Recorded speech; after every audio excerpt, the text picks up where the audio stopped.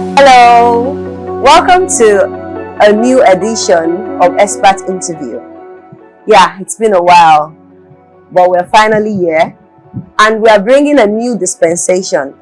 This is our first bilingual interview where you would be seeing me speak Yoruba apart from the English you are used to.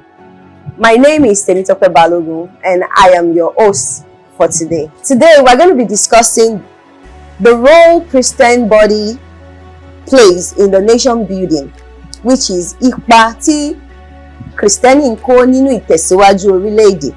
And today I have with me a wonderful, virtuous woman, the Deborah of our time, who has left her precious time to speak to us on this, based on God's mind. I'll be introducing her shortly, but before that, let's go on a short break. Welcome back.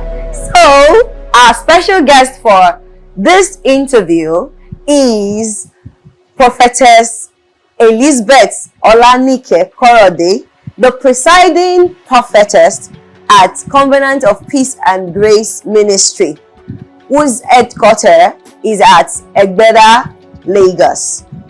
You are welcome, ma.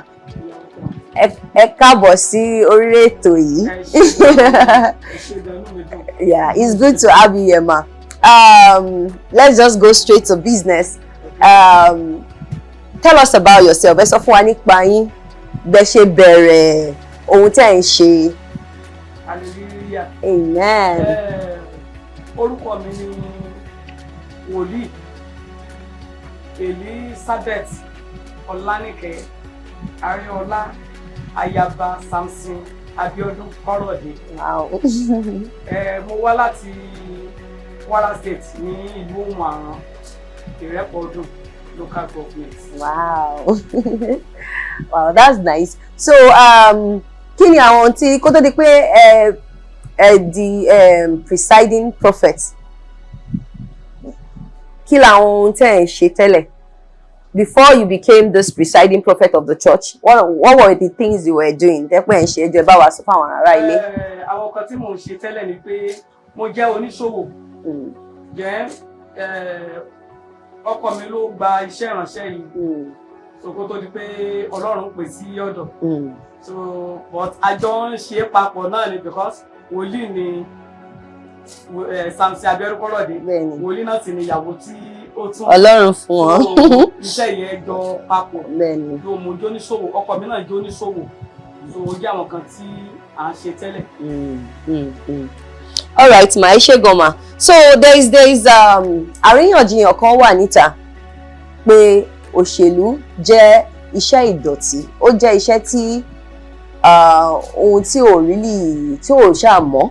Like what I'm trying to say is that it's a controversial discussion out there, but they used to say politics is a dirty game.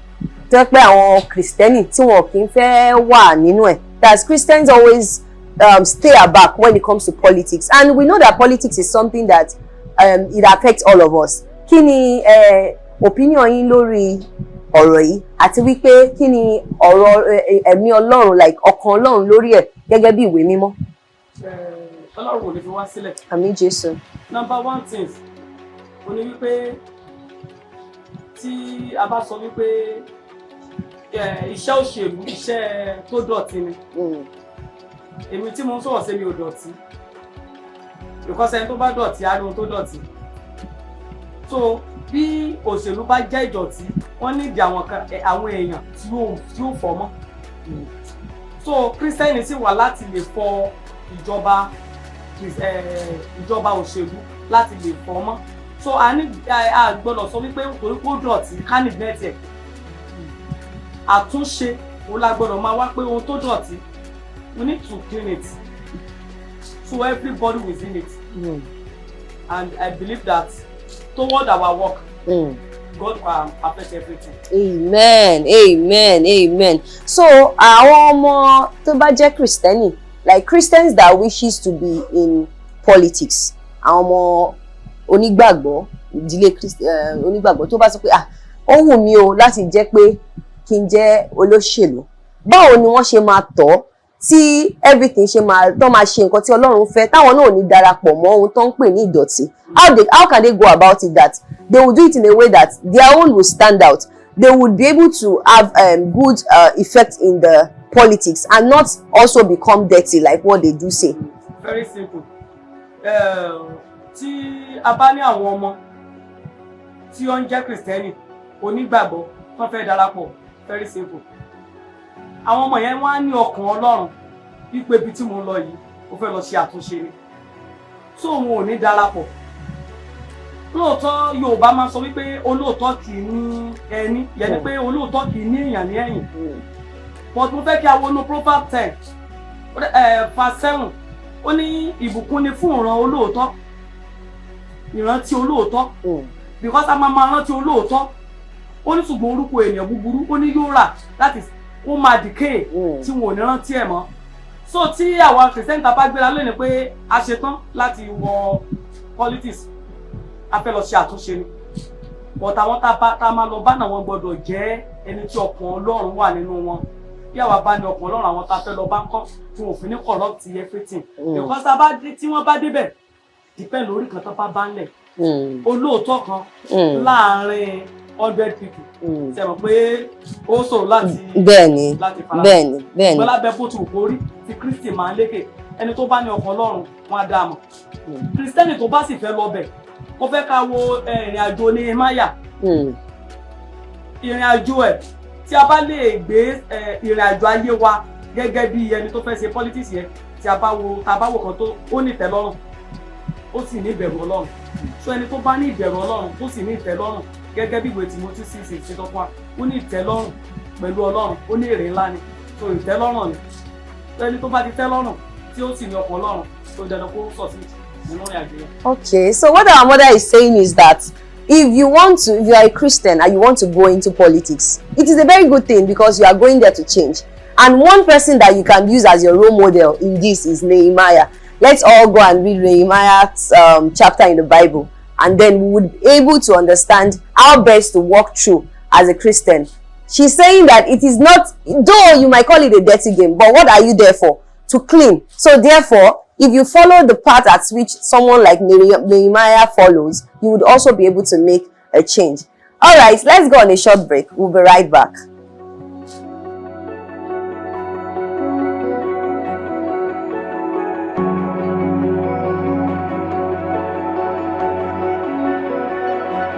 All right, welcome back. Hope you've been enjoying our conversation, because I have been enjoying the conversation.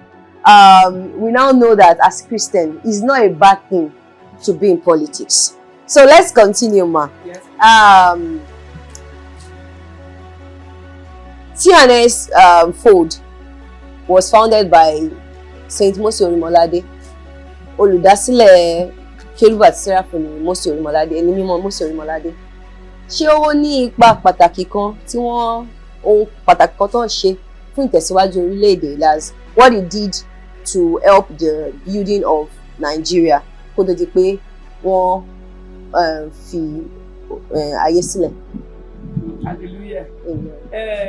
Bàbá wa Saint Moses Orimolade Ajagunmọ Káàdì, bí gbogbo èèyàn ṣe mọ̀ wípé àwọn ni Ọlọ́run gbéṣẹ́ ìrere Cherubim and Seraphim. Àwọn ni wòlíì àkọ́kọ́ ní ilẹ̀ aláwọ̀ dúdú ní Áfíríkà. Ohun tí Ọlọ́run fi rán bàbá deliver tí bàbá fi lé orílẹ̀-èdè yìí lọ́wọ́ àti kí sọ pé gbogbo àgbáyé, because ẹni tí Ọlọ́run rán ó ní kó wá fún wa ní bí a ṣe ń kọ́ ìwà mímọ́, bí a ṣe ń rìn nínú ìwà mímọ́. Ní ìrìn àjò bàbá lẹ́yìn ìwà mímọ́, bàbá jẹ́ aládùúrà àti oníwàásù. Bàbá ò sì yẹ kúrò nínú ìwà mímọ́, even though ìrìn àjò pé àwọn white lè ní ó jẹ́ sample fún wa wípé ìrìn àjò bí ìgbésí ayé wa ṣe gbọdọ̀ rí kò dà àwọn aṣọ tí à ń wọ̀.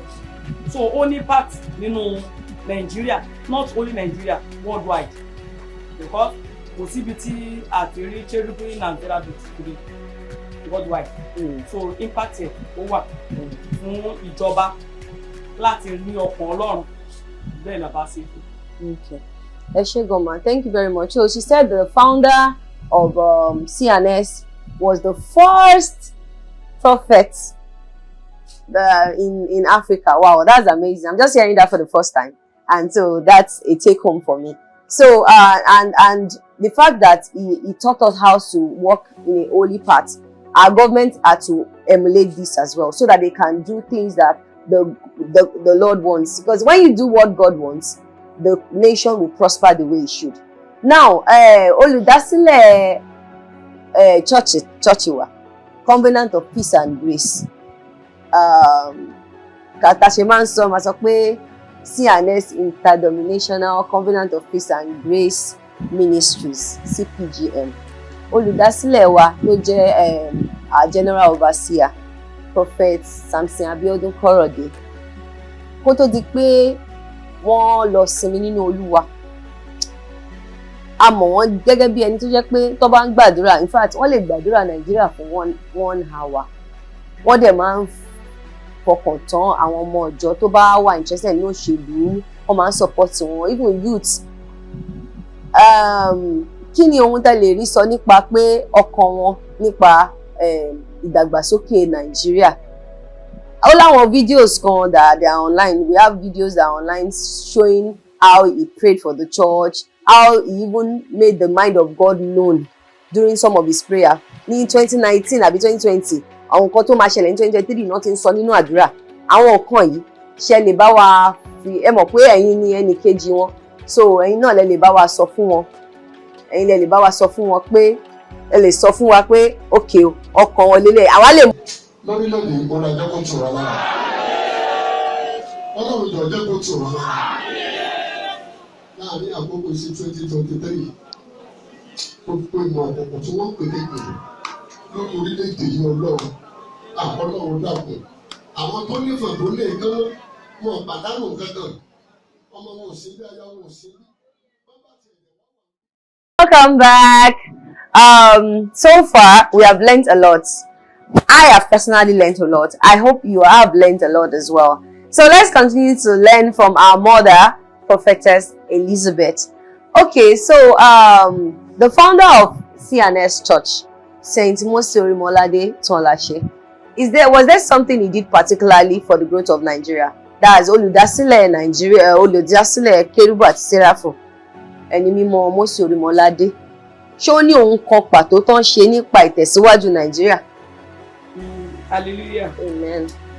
Bàbá ní ohun tí ó ṣe tí fún orílẹ̀-èdè, bí tí wọ́n ṣe fún orílẹ̀-èdè yìí nìkan fún gbogbo àgbáyé. Because Ọlọ́run pé bàbá Mósè fún ìwà mímọ́. Then tábà tún wọ́n sọ oníwòlé àkọ́kọ́ ní ilẹ̀ Áfíríkà. So ohun tó fi lé wa lọ́wọ́ ni kí a gbé ìgbé ayé ìwà mímọ́, ká hùwà bí Ọlọ́run. Then tí a bá ti lè hùwà bí Ọlọ́run, gbogbo kan ní orílẹ̀-èdè àti citizens àti our politicians, so everything ó máa lọ bó ṣe yẹ kó lọ. So èmi lòṣèlú, èmi ní aráàlú, gbogbo wa a ṣiṣẹ́ tó dùn mọ́ Ọlọ́run nínú, ó sì lọ kí a rí èrè rẹ̀ gẹ́gẹ́ bí ohun tí bàbá Mósè fi fún wa nìyẹn. So à ń jèrè ẹ̀ lẹ́ni worldwide ni, so kì í ṣe orílẹ̀-èdè yìí nìkan. Okay, it's really a nice thing to know that Saint Mose Orimolade is the first prophet in Africa. I'm just saying that for the first time. That's a take home for me.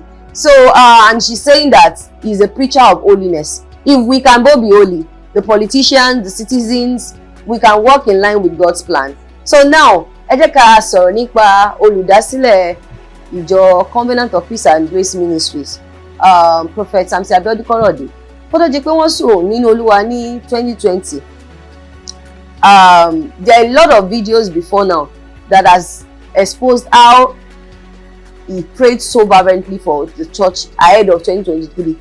In fact, tá bá ń gbàdúrà nínú church, ó lè lo 1 hour láti sọ̀rọ̀, láti gbàdúrà fún Nigeria. That is how much we know that he loves the church. But can you tell us, ẹ̀yin fúnlẹ̀ lè sọ fún wa tó pé ẹ̀yin lẹ́yìn kejì wọn, ẹ lè sọ fún wa pé to what extent, kí ni ohun tí wọ́n ní lọ́kàn sí Nigeria gangan nípa pé nípa ti ọ̀nà Ọlọ́run tó fi jẹ́ pé wọ́n fi like láti máa pray nípa Nigeria báyìí.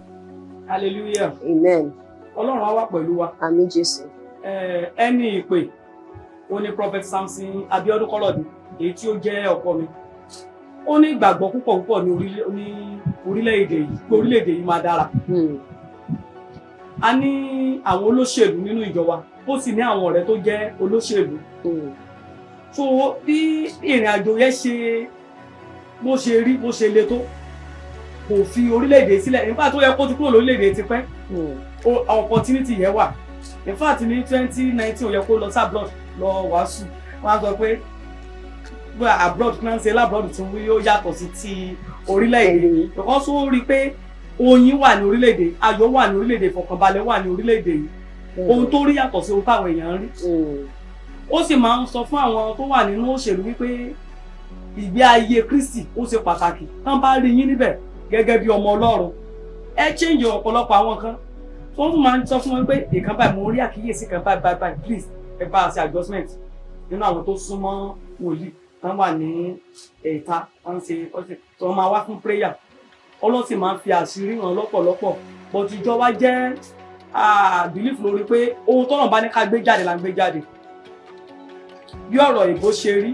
ó ti rí in fact ní ó rí ọ̀rọ̀ owó bí owó yẹn ṣe rí nígbà tí ọ̀rọ̀ owó pé kò sí owó cashless pẹ̀ ní this year náà ni ó ti sọ láti 2020 around January message yẹn ti jáde ní church wa so ìgbà tí kí ni àwọn ń ṣẹlẹ̀ ní this year ó wá sọ prophet ti sọ kí ni ti pẹ́ o prophetess prophet ti sọ kí ni ti bẹ́ẹ̀ ni ọ̀tọ̀ Ọlọ́run ò ní ká gbé síta ó ní ọ̀pọ̀lọpọ̀ àwọn ikọ̀ Ọlọ́run ṣe gbọ́dọ̀ ti àkíyèsára Ọlọ́run ṣé kí n gbé kinní síta àbí kí n má gbé síta Ọlọ́run ní máa ń fúnyàn níyì kì í ṣe àwa fúnra wa la máa fúnra wa níyì ohun tọ́lọ́run bóyá Ọlọ́run kan ti pẹ́ pé Ọlọ́run ò fún ẹ ní ibi tó ń lọ ó wá gbé social media àwọn òṣèlú lọ́dọ̀ wa so ó jẹ́ ẹni tó nífẹ̀ẹ́ Ọlọ́run púpọ̀ púpọ̀ so tí ó bá sì ní tí kò ṣe nífẹ̀ẹ́ Ọlọ́run yẹ táwa náà bá nífẹ̀ẹ́ Ọlọ́run a máa nífẹ̀ẹ́ orílẹ̀-èdè wa ó nífẹ̀ẹ́ Ọlọ́run ó nífẹ̀ẹ́ orílẹ̀-èdè tí a sì gbàgbọ́ pé ìkan máa dára ní inú rẹ̀ lórúkọ Jésù yóò dára fún wa ní orílẹ̀-èdè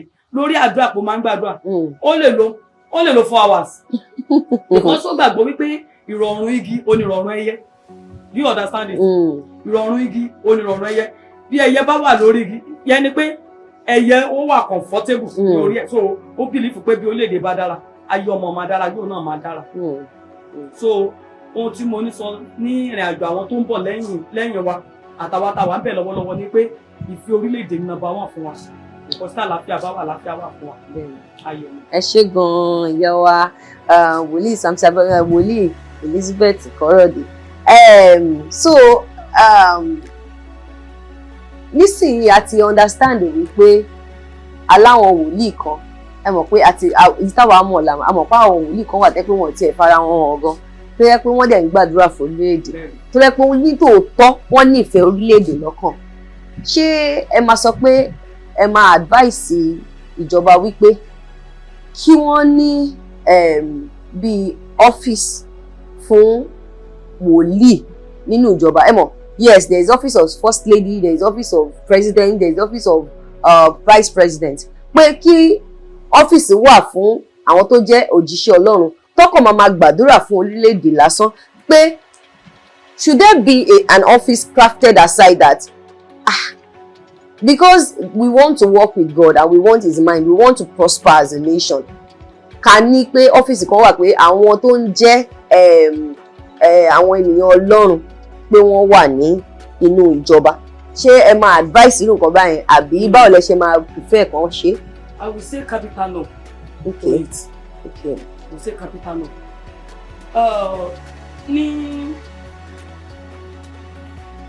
Nígbà àtijọ́ wọ́n máa wá wòlíì lọlé ni. Àwọn wòlíì ìgbà yẹn wọn ò fi ohun àdídùn bára wọn láwọ̀ jẹ̀bi ti Daniel.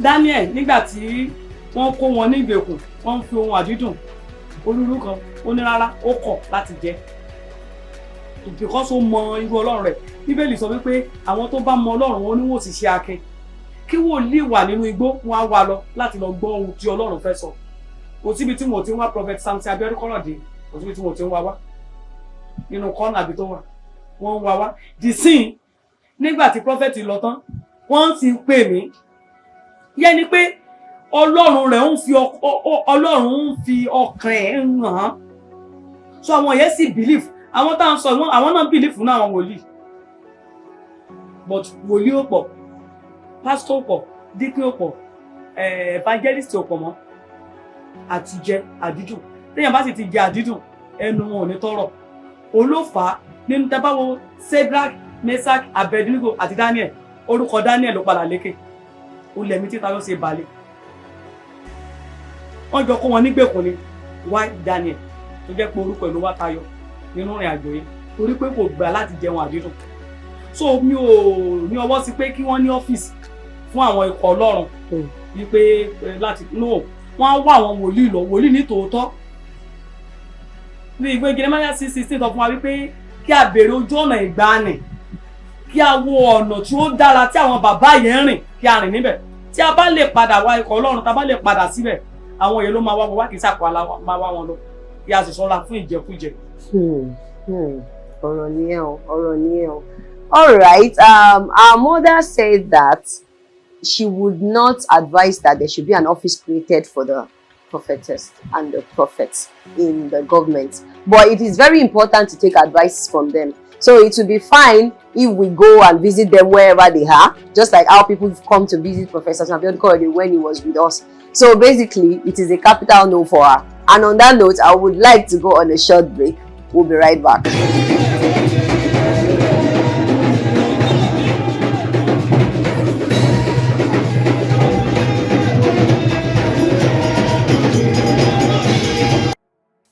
Alright, welcome back. It's been an awesome time on Espact Interview.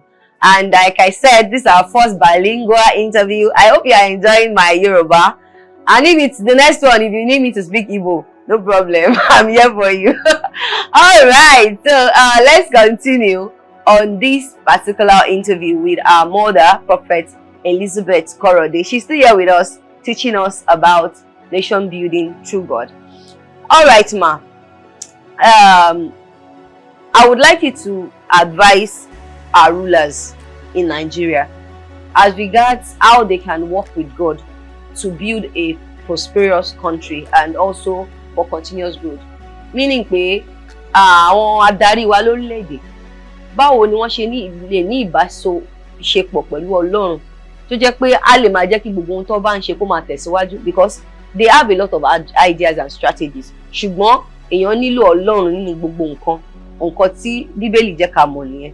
So báwo làwọn orílẹ̀-èdè wa ṣe lè àwọn olórí wa ṣe lè bá Ọlọ́run rìn? Hallelujah. Amen. From federal to states, from state to community. A ní Kristi ẹni tí ó bá jẹ́ Mùsùlùmí kó lọ ka Quran. Ẹni tó bá jẹ́ onígbàgbọ́ kó lọ ka Bible. Kí ni Olúwa sọ lórí àwọn tí a bá ṣe olórí pẹ̀lú?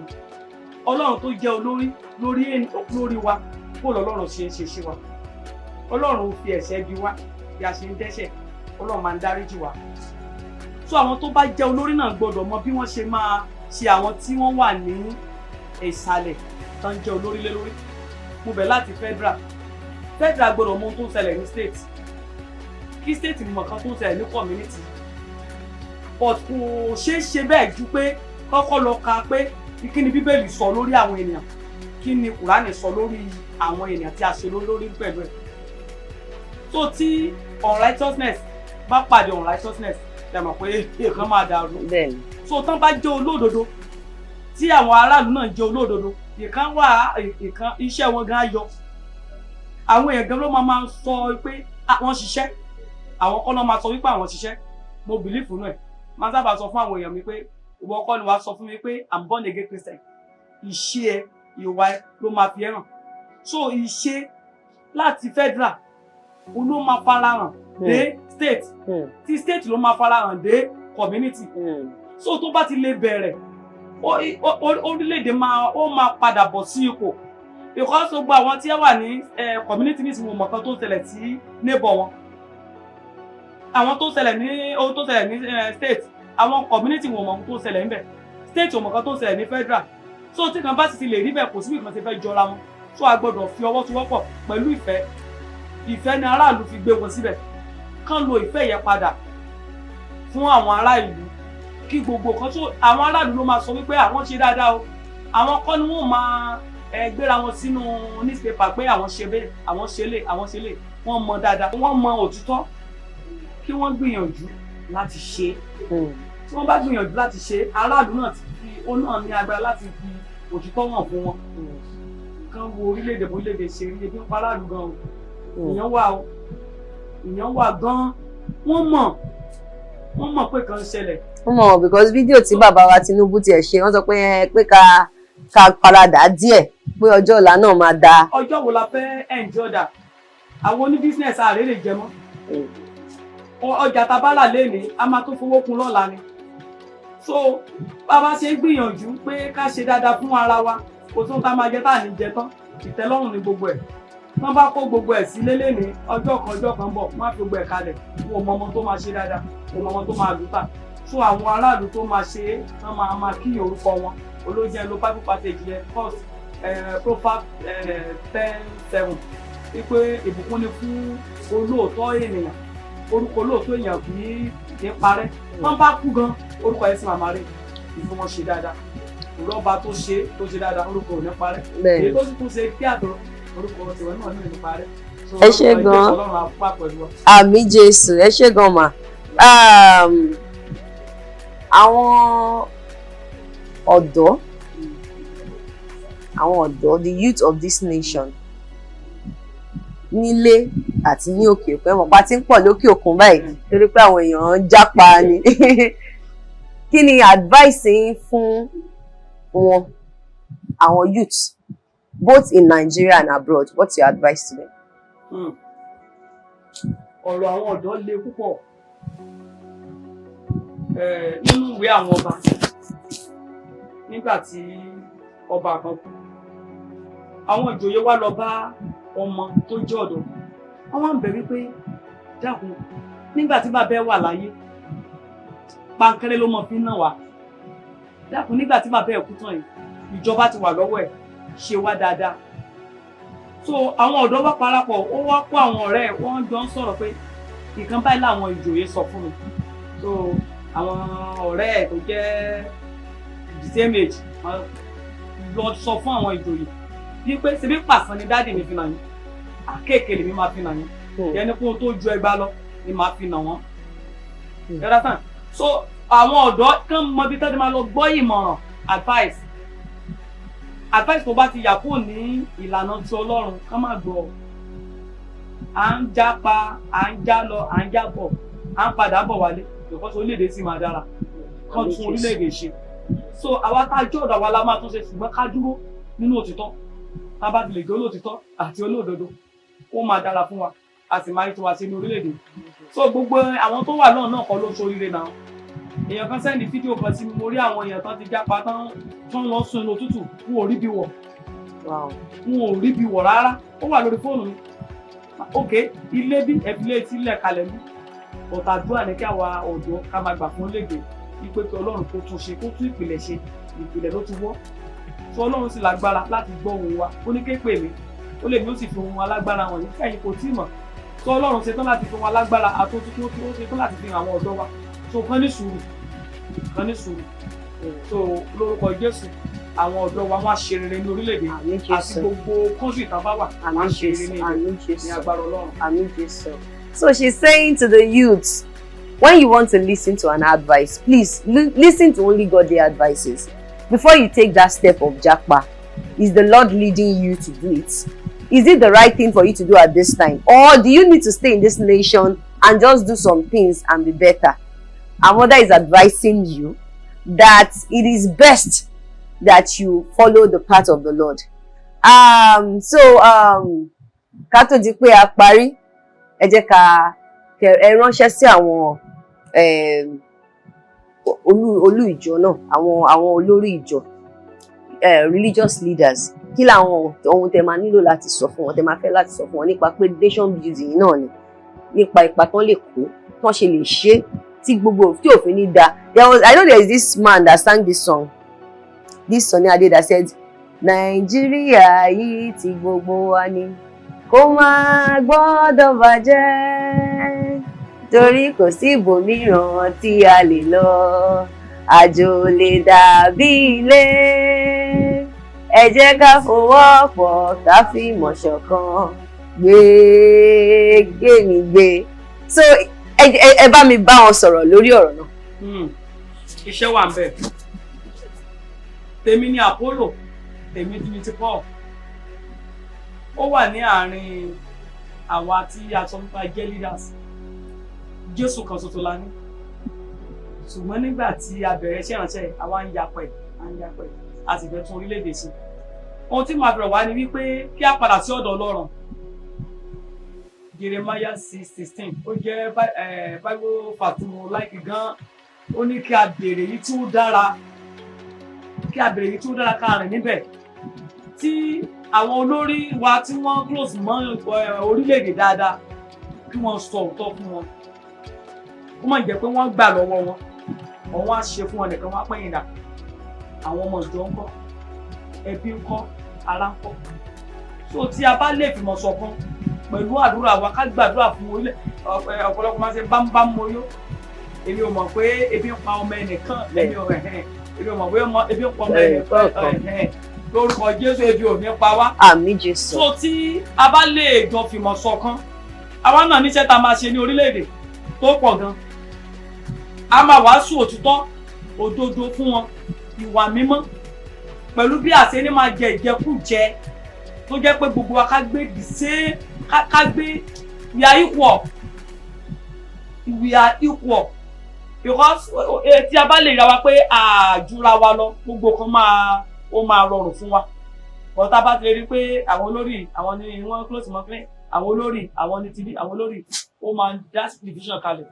Division yẹn gẹ́gẹ́ ló affect wa. Ṣùgbọ́n o tí mo rọ̀ wá ní fún ni pé kí a try láti fi ọwọ́ sowọ́pọ̀ kí rìdíìmù kó lè bá ṣẹlẹ̀ ṣe, kí ṣẹlẹ̀ kó lè bá